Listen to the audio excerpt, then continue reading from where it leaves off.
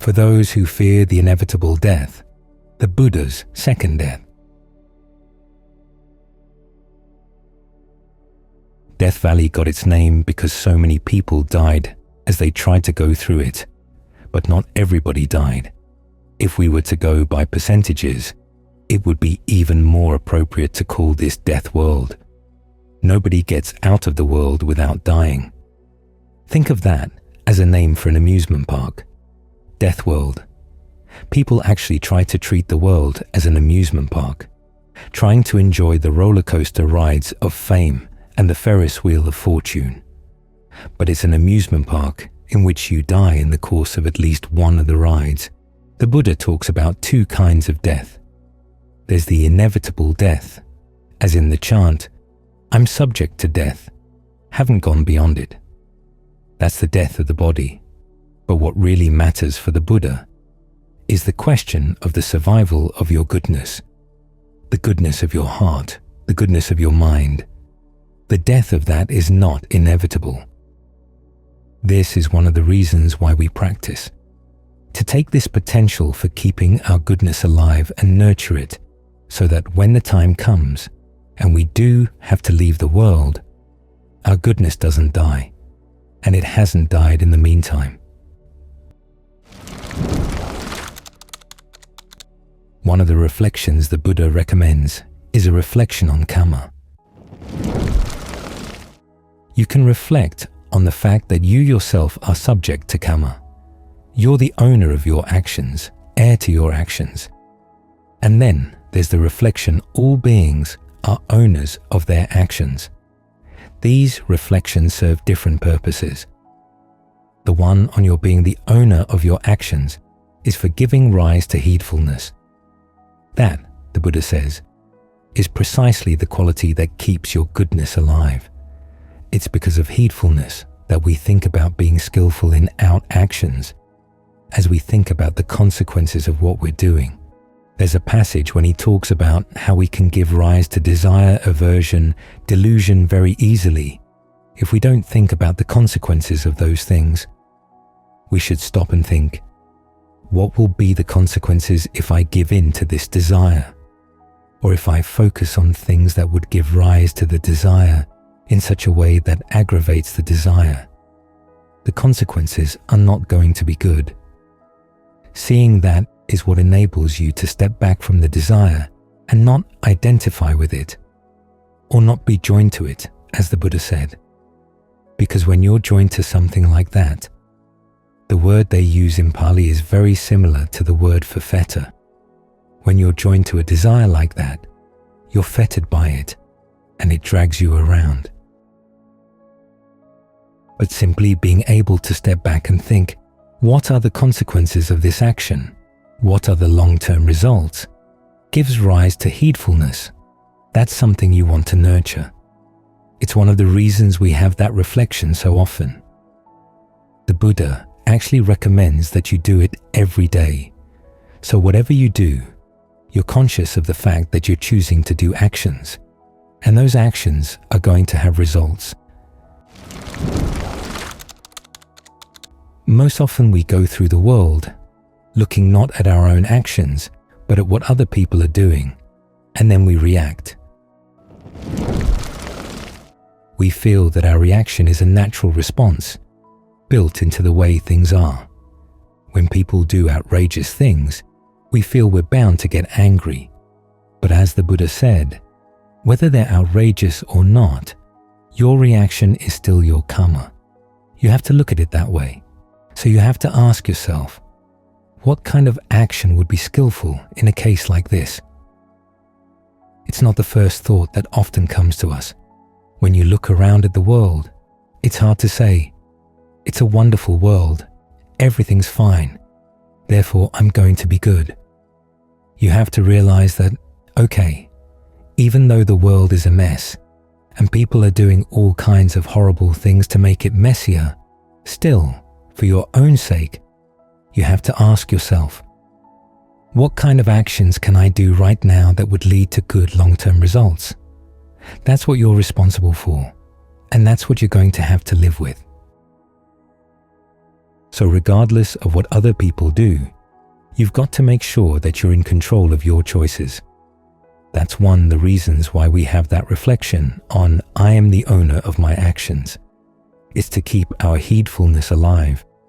As the Buddha said, those who are heedful don't die. Those who are heedless are as if already dead. Their goodness has died. Even before their bodies have died, their goodness has died. And you don't want to be one of those. Then there's the reflection on how all beings are the owners of their actions, and that serves two purposes. One is for equanimity, as in the chant just now, when we chant for the Brahma Viharas. May all living beings be happy. May all beings be freed from their suffering. May all beings not be deprived of the good fortune they have attained. Those first three Brahma Viharas are wishes. But what are those wishes based on? The fact that all beings are the owners of their actions. So you wish that beings will behave in a way that will lead to happiness, that will not deprive them of their good fortune, that will get them out of suffering. But then you're brought up short by looking at the way that people actually behave, and you realize that how they behave isn't under your control. They have freedom of choice, just as you have freedom of choice. So in areas that are beyond your control, or that you could control, but you realize that it would pull you away from things that are more important, that's where you need to develop equanimity, that's just the way things are.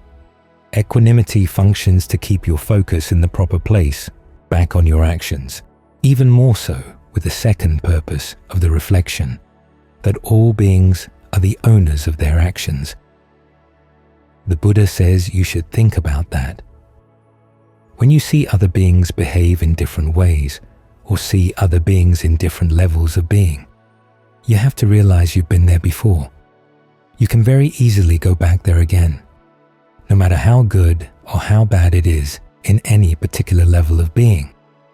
All beings are subject to their actions, so no matter how good it gets, beings are still creating Kamma.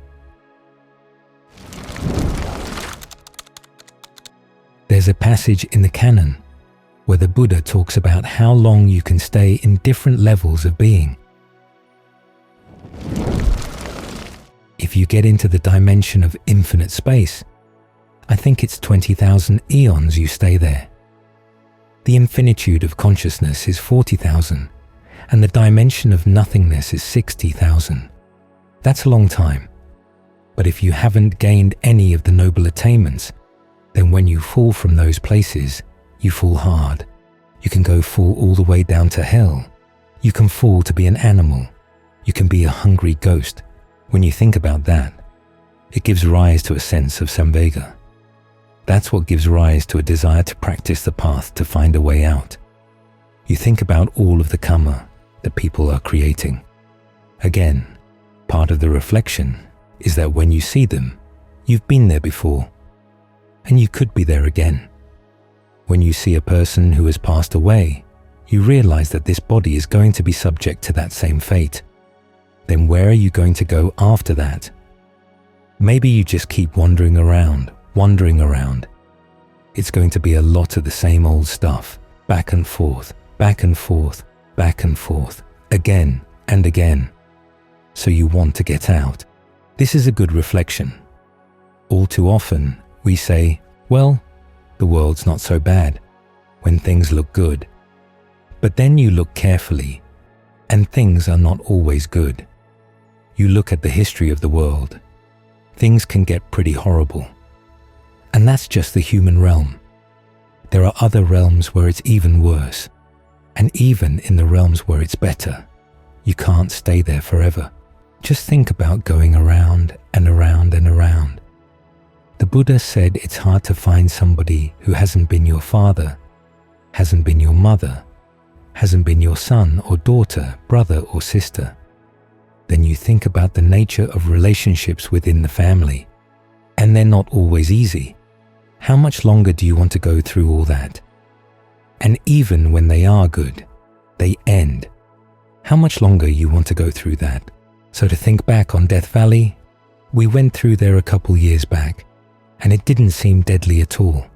That's because there are ways of getting food in there now, ways of getting water. There's a network to help, and it's the same here in Death World. We have the teachings, we have the Dhamma, we have communities of practitioners who enable us to feed our goodness, who encourage us to feed our goodness, give us recommendations, give us advice, give us encouragement. So take advantage of that network. That way, at the very least, as you leave Death World, your goodness will still survive. And that's a survival that really matters. Reflecting on karma. There's that reflection on karma that we chant every night. Sometimes we do it twice when we add the 5 reflections. The reflection that I am the owner of my actions, heir to my actions, is a statement of confidence. The other reflections are that I'm subject to aging, subject to illness, subject to death, haven't gone beyond these things. I'll be separated from all that is dear and appealing to me. You think about that, and it can get you down. At the very least, it gives rise to a sense of samvega, a sense of dismay. What's the way out? It's through our actions. So we reflect on karma to give a sense of confidence that there is a way out of all this suffering. There's a passage where the Buddha said that suffering gives rise to conviction. If you reflect on the fact that you're suffering and you don't want to stay there, you've got to get out. And there's the Buddha offering you his hand. This is the way out. Of course, he can't pull you out. He's offering you a path that will require that you do your own work. That's why you have to have confidence in the principle of action, that it can have an impact on your suffering. You're not just a victim. You can come out victorious. After all, that's what the images of the path often say, unexcelled victory. Victory over what? Over our ignorance, over our craving, over all our foolish tendencies, our ways of looking for happiness that don't really work out, but we keep doing them again and again and again. The Buddha says the reflection on action also gives rise to a sense of heedfulness, realizing that whatever you do for good or for evil, your actions really do make a difference. There was one time when a young monk was asked, "What is the result of action?" And he replied, "All action results in pain."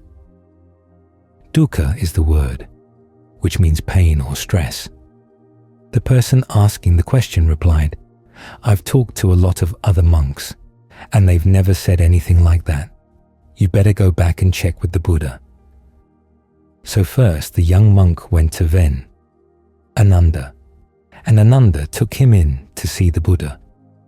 The Buddha said, "When you're asked about action, you don't say all actions result in pain." There was a monk nearby who interjected, maybe he was thinking about the fact that action results in feeling, and all feelings are stressful, right? And the Buddha said, when you're talking about actions, you talk about the 3 kinds of feelings: pleasant, painful, neither pleasant nor painful. The point is that when you're talking about action, you're talking about the fact that you have a choice. It really does make a difference. If you just said that all feelings coming from actions are going to be stressful, why bother trying to be skillful? It's because some actions lead to more pain than others, more stress, more harm than others, that you want to be very careful about what you do. So that's another attitude that this reflection is supposed to give rise to, one of heedfulness. Then from there, it goes on to the reflection of all beings. When we have the chant about the Brahma Viharas, the chant on equanimity says that all beings are the owners of their actions.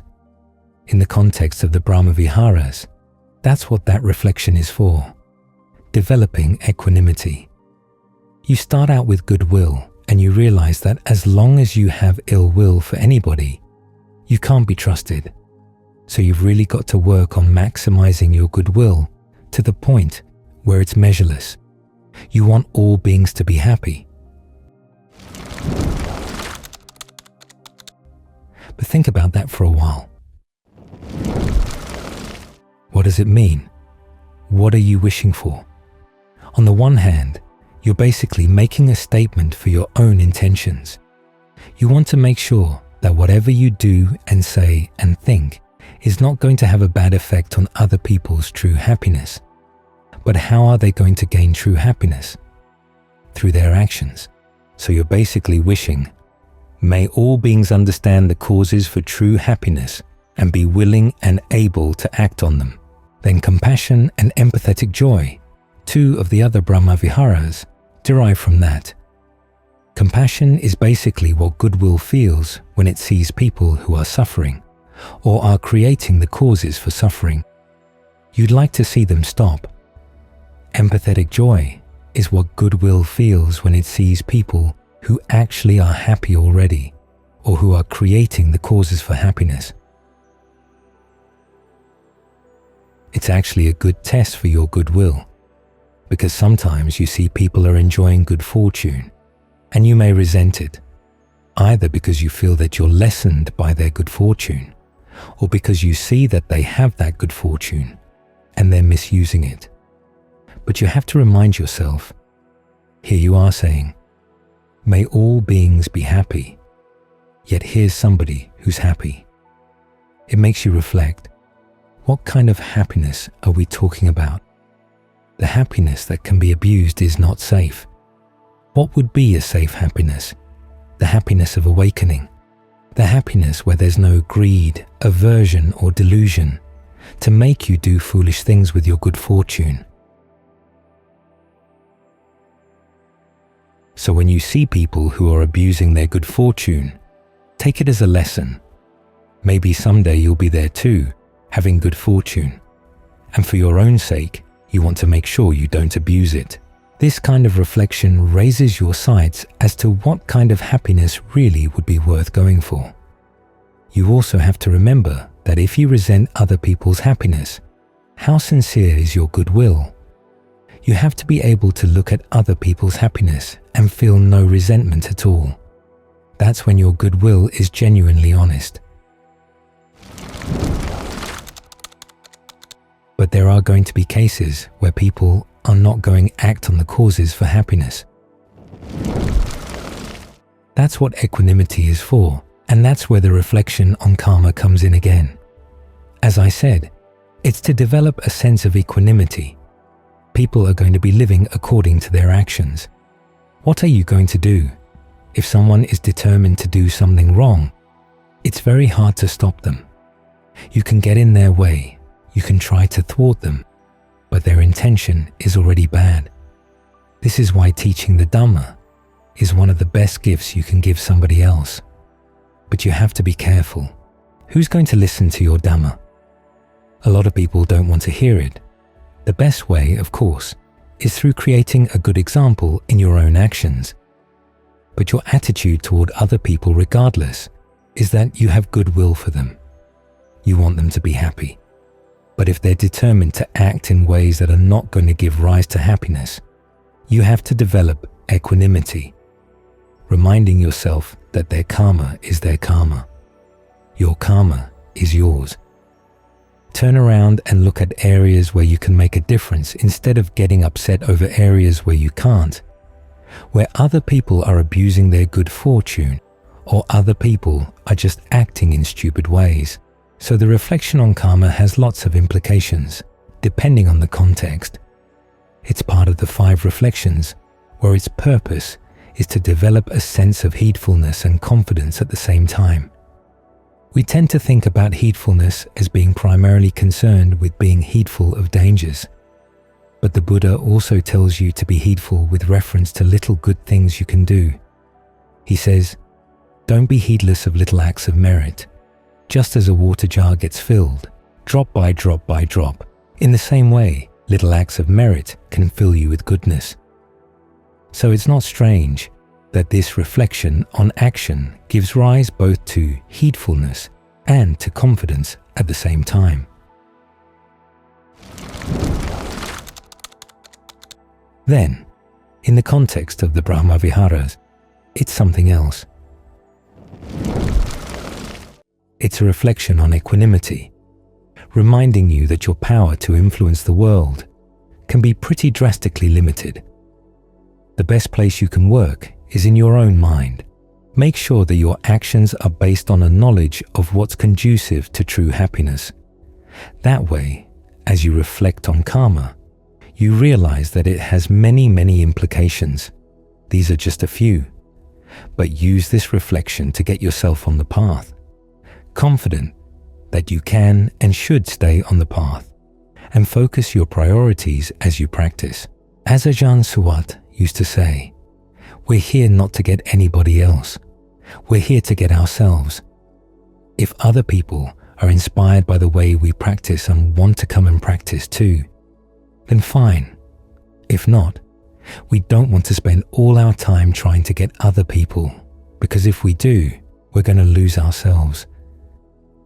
The main focus has to be inside, because that's where you really can do the work, and that's where these actions all come from. Your acts for good or for evil, being an owner of an action, comes from what? From your intentions. And if you have no control over your intentions, who's got the keys to your car? Who's driving? Mindlessness, forgetfulness, apathy. You don't want any of those things driving your car. So work on being very carefully aware of what you're intending right now. This is why we work on concentration. We set up a good intention and we try to maintain it. Sometimes it's discouraging, seeing the things that come and eat it away. But if you keep on setting up that intention again and again and again, it's going to get more and more firm. It's like building a fence. The closer together the pickets, the more things you'll be able to defend your property from. So as soon as you sense the mind is wandering off just a little bit, be right there, right there, right there. That's what it means to be heedful and confident, putting aside greed and distress with reference to the world. In other words, being equanimous about the world as you focus on where you really can make a difference. Throughout the Buddha's teachings on contentment, he advises you to be content with your outside surroundings if they're good enough for practicing. But you don't rest content with unskillful states in your own mind. Try to put them out in the same way that a person would put out a fire on his head. That's going to require skill. Sometimes they won't go out quite as quickly as you'd like. But if you realize there are things that you should be content with and other things you should not be content with, you learn how to see the difference. That too is a reflection that comes under karma. It's all about making a difference. That's why the Buddha said that if people couldn't abandon unskillful qualities and develop skillful ones, he wouldn't have taught. It's because we can do this and because it's good for us. That's why he taught. And it's why we practice.